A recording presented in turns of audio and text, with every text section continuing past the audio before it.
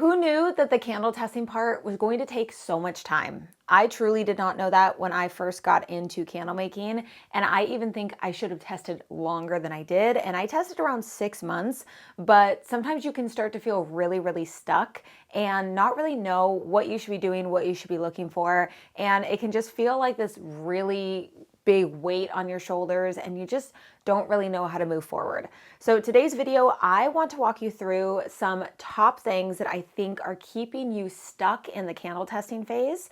And also, if you are somebody who really feels like you need some additional help after this video, make sure you sign up for my online class. I'm teaching my second candle testing class. So this is the Stop Testing and Start Selling online class, where I'm going to help you get past the testing phase so that you can focus on the launch of your candle business. My next one is going to be hosted on Thursday, May 7th. But if you're watching after today's video, make sure you still click on the link in the pinned comment down below, because I may have some future classes after that date as well. So I'm going to share 3 reasons why you feel stuck in the candle testing phase, and I'm going to start with number 3, and that is you are making too many candles at once. This is something that I have seen time and time again, helping people through email, through YouTube comments, through Instagram DMs, and the common denominator, what I find when people feel really stuck, is that they are making way too many candles at once during the testing phase. So if you've been testing for a while, or if you just feel like you are not getting anything right, nothing's really, working well, and you're kind of confused, I want you to take a step back and actually take like maybe 20 steps back and really break everything down very basic and make one candle at a time. So by making one candle at a time, you are in full control and have a better idea of how that candle is made versus making multiple candles at once. Now, I do obviously know that once you figure out your formula and you are actually making your candles, making them in bulk is going to be the more efficient way of doing it. But if you are somebody who is either just getting started with testing, or you've been testing for a really long time and nothing seems to be connecting together, I want you to take a step back and only pour one candle at a time. By pouring one candle at a time, you are able to control the temperature, the pour temperature. You're able to control the fill line of your candle. I think this may be actually one of the biggest mistakes that I see, is that if you're working with a jar where there's no fill line. So there's certain jars where you can have a little ring around the top, like the 9-ounce straight-sided jar, for example, or some mason jars, is you can have a fill line, or even the little tins that we use as well. Those also have a fill line, which is really nice. But if you don't have a fill line, if you're working with a tumbler or something like that, and you are pouring multiple candles at once, but you've never just poured one candle, you're going to get different variations in that fill weight. And that is going to impact how your candle is going to burn. Even if it's just a centimeter difference, half a centimeter difference, it's going to affect it, because depending on where your candle starts during the burn process, that affects how the candle overall is going to perform down the candle. So I say, when in doubt, go back and just pour one candle at a time when you are doing the testing process, so you have a better understanding of exactly what one candle looks like before you pour multiple.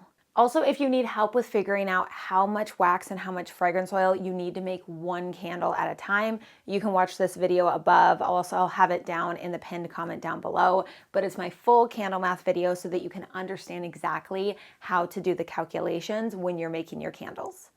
The second reason you may be stuck in the candle testing phase is that you're changing too many variables at once. So this kind of goes hand in hand with the third point, only because it's really about just taking a step back, simplifying the process as much as you can. So if you found yourself, if you've tested a couple of different combinations, nothing's working out, then you jump over to another wax, then you try to change your jars, then you're changing your wick series, and you're just throwing all these things, different fragrance oils, and you're just kind of like trying to jump back and forth to see, okay, am I going to get the right combination, rather than just taking a deep breath, taking it back to being very simple, pouring one candle at a time, focusing on the materials that you are working with, and really trying to get a good performing candle with those materials.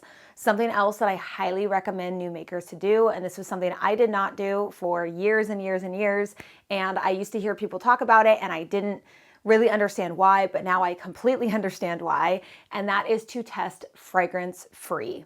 So by removing the fragrance from the equation in the initial testing phase, you're not only saving money because fragrance is expensive, but you're simplifying the process. So you're removing one of the variables. So you're only looking at how the wax, the wick, or the wicks are performing with the diameter of the jar that you are working with. And that just further simplifies things for you. So by removing the fragrance, you are really bringing it back to a more basic level before you add on one more variable, and then you can adjust some things once you are able to add that fragrance oil in. Then you have a better understanding of how your candle performs with the most basic materials before you add on more. So the way that I like to look at this is that if you are somebody who is in the testing phase and you feel like you are just kind of trying to try out a bunch of different materials, I understand. And with the world that we live in right now, there are so many options for candle makers. When I first got started 6.5 years ago, there were not as many options as there are now. And there were not as many videos online. So I understand that when new makers come into this, if you're anything like me, you want to learn as much as you can, get the best materials, and this person is saying use this wax and this person is saying use this fragrance oil and these wicks and all this kind of stuff. And what works for them may not work for you. There are different environments that you are working in. There's different elevations, there's different weather. There's so many things that can come into play when it comes to candle making, which is also why it can feel so difficult at times, because it is a scientific experiment and you're putting all of these materials together to try to create something. But the main point of these first 2 points that I wanted to share is to bring things back to the basics, make one candle at a time, and make a very simplified version of the candle by removing as many variables as possible, and make sure that you're documenting everything on a candle testing sheet. And the last reason, which is technically number 1 that I have on the list of why you feel stuck in the candle testing phase, is you probably are stuck in not knowing when to actually pass your candle or not. You may be closer than you think, but you have no idea, because if you're getting started with candle testing, if you've only been testing for a couple of months, or even if you've been testing for a couple of years, sometimes it gets to the point where you've made so many candles and you don't know which ones are the best ones, or maybe you're failing the candle when it shouldn't have been failed. And you're thinking that, oh, just because my candle flames are moving, then that means that it's a fail. So there's a lot of things that go into it. A lot of candle testing is both subjective and objective. That's why it's so difficult, is because there's objective things that are an obvious pass or fail, and then there are subjective things where every candle maker is a little bit different in what they would allow or not allow with their candle.